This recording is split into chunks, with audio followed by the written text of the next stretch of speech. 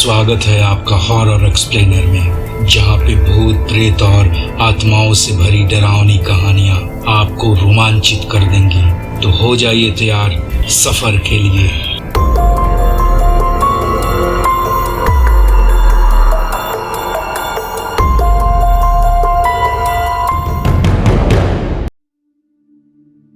आज भी बहुत से ऐसे लोग हैं जो यह स्वीकार करते हैं कि उन्होंने रूहों को देखा है, लेकिन जिन लोगों का सामना कभी मृत आत्मा या भटकती रूहों से नहीं हुआ हो, उनके लिए ये सब बातें बचकानी और मनगढ़ंत होती हैं। इसमें गलती उन लोगों की नहीं है जो रूहों के होने या न होने को नकारते हैं, लेकिन दोस्तों, सच तो आखिर सच ही होता है। उसको किसी के स्वीकार करने और न करने से कोई फर्क नहीं पड़ता है। और सच्चाई यही है कि मरने के बाद अतृप्त और असंतुष्ट आत्माएं इंसानी दुनिया में वापस आ जाती हैं, जिससे जीते जागते लोग उससे प्रभावित तो होते ही हैं, साथ ही साथ मरने के बाद भी उनकी इच्छाएं पूरी नहीं होती तो वह खुद भी परेशान रहती हैं।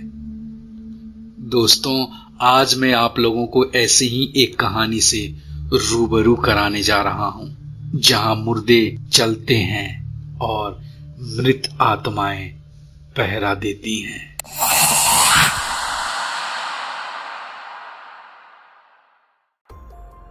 सैन डियागो, कैलिफोर्निया के सैन डियागो में एक एकांत और सुनसान स्थान पर स्थित मैकी हाउस, जिसका निर्माण डी मैकी ने साल 1870 के आसपास कराया था, लेकिन अचानक हुई डी मैकी की बेटे की मृत्यु से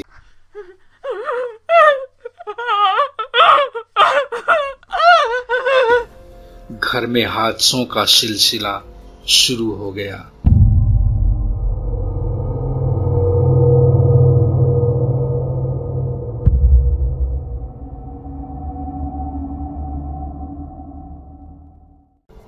डी मैकी का बेटा करीब 16 महीने का ही था जब उसे अचानक तेज बुखार लगी और उसकी मृत्यु हो गई।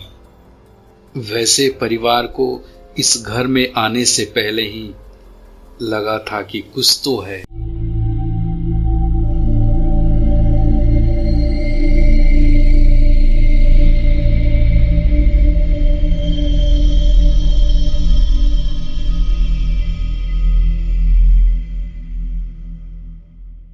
जो बड़ा अजीब है।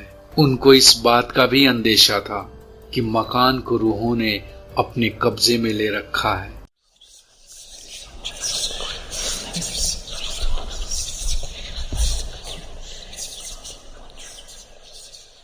शुरू में तो आसपास के लोगों ने भी कई बार चेताया भी था कि जिस स्थान पर घर बन रहा है, वहां पर एक व्यक्ति की निर्मम हत्या हुई थी। लेकिन डी मैकी ने निर्माण का काम जारी रखा और अगले कुछ ही महीनों में घर तैयार होने के बाद रहने के लिए आ गए।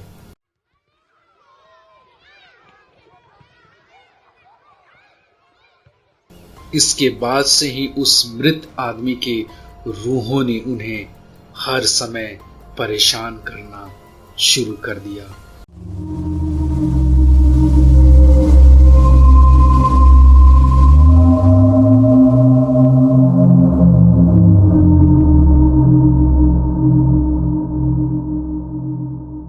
बेटे के मौत के कुछ साल बाद डी मैकी के घर में 2 बेटों और एक बेटी का जन्म हुआ।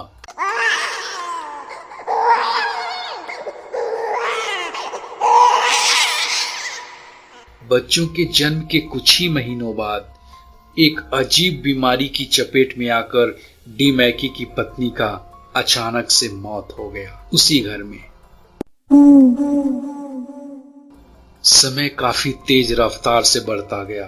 डी मैकी ने अपने बच्चों की शादी कर दी शादी के कुछ ही महीनों बाद डी मैकी के बड़े बेटे का तलाक हो गया और वह इस सदमे को बर्दाश्त नहीं कर पाया और उसने आत्महत्या कर ली उसी घर की सीढ़ियों पर। बेटे की मौत की आग अभी बुझी ही नहीं थी कि डी मैकी की बेटी आलिया, जो शादी के बाद अपने पति के साथ उसी घर में रहती थी, अचानक उसकी पति की लाश एक दिन छत के टेरिस पर मिला। No.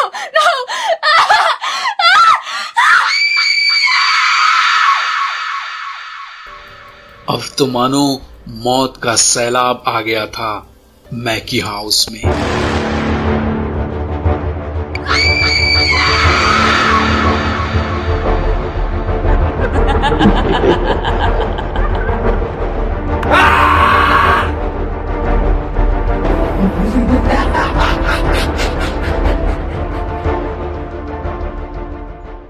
दोस्तों, इसके बाद वहां मौत का तांडव तब तक चलता रहा जब तक उस परिवार के हर एक सदस्य की मौत ना हो गई।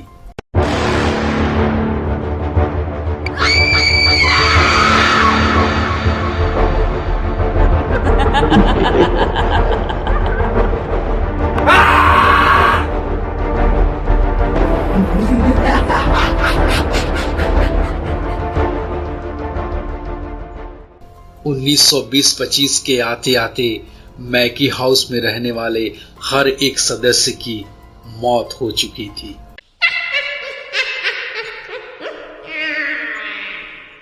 मैकी हाउस अब अपने ही लोगों की मौत का कारण बन चुका था, इसलिए उस मकान को अब खरीदने वाला भी कोई नहीं था। कारण साफ था,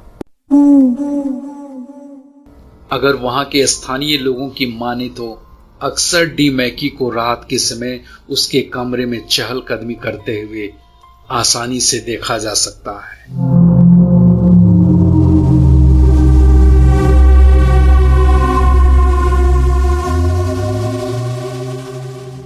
लेकिन सबसे खतरनाक मंजर वो होता है जब आलिया अपने बालों को शीशे में संवारते हुए दिखाई देती है।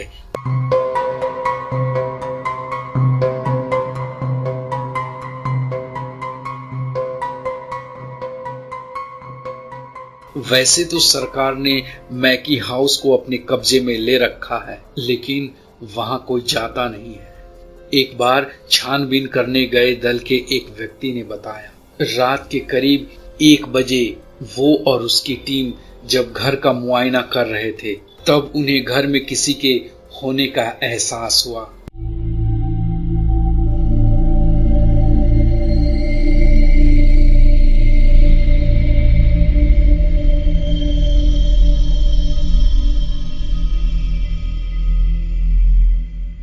उन्हें एक औरत की चलने की आहट महसूस हुई।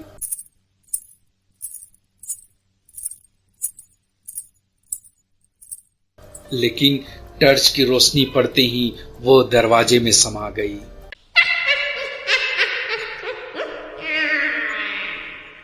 सभी लोगों का यही मानना है कि मैकी हाउस में जितने भी लोगों की मौत हुई है, आज भले ही कोई जिस्म के साथ इस दुनिया में नहीं है, लेकिन आत्मा बनकर आज भी वो भटक रहे हैं।